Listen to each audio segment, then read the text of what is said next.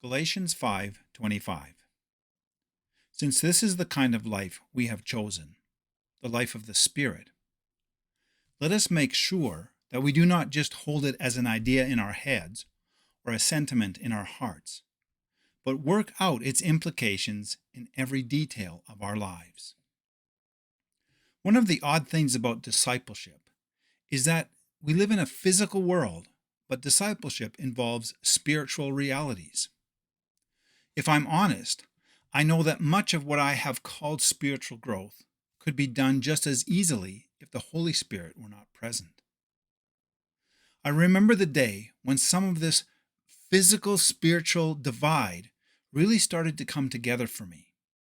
Unexpectedly, it was the act of going for a walk that helped me bring the physical and spiritual aspects of discipleship together in a way that has changed the way I experience my own walk with God and the way I seek to help others in their discipleship journey.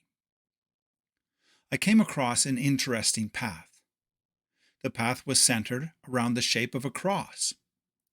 If I followed the path, it would lead me to the center of the cross. It was not possible to make a wrong turn and get lost. Even though the next steps were always clear as I walked, I could never tell if I was getting closer or farther from the center. Sometimes the path would take me very near the center, and then it would turn and I would be walking at the outer edge again. This physical walk is meant to provide a participatory demonstration of what it's like to walk with the Spirit. To walk this path, you have no choice but to trust the path. It will lead you to the center of the cross. But even when everything in you says, leave the path and take a different route, if you trust the path, you will never get lost. As I followed that path back out from the center, I began to understand what I had not before. In the process of trying to live the life of the Spirit, I was always trying to force the issue. If I did not feel spiritual, I would pretend or invent spiritual stuff. If it seemed I was not close to God as I was before, I was filled with guilt and even shame. As I left the path that day, I understood what it means to believe better than I had.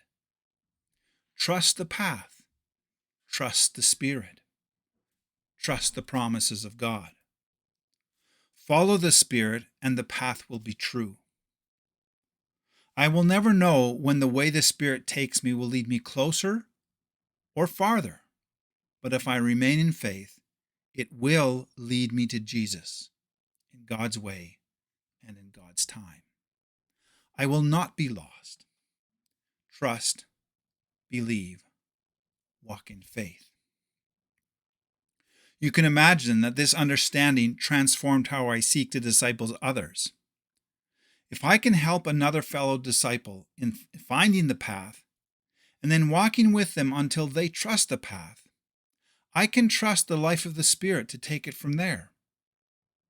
Sometimes it seems the other person is moving away from Jesus, and sometimes it seems they are closer than they really are. I no longer try to force others to be where I think they should be. They will not be lost.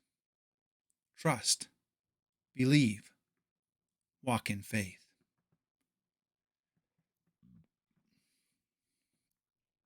Since this is the kind of life we have chosen, the life of the Spirit, let us make sure that we do not just hold it as an idea in our heads or a sentiment in our hearts, but work out its implications in every detail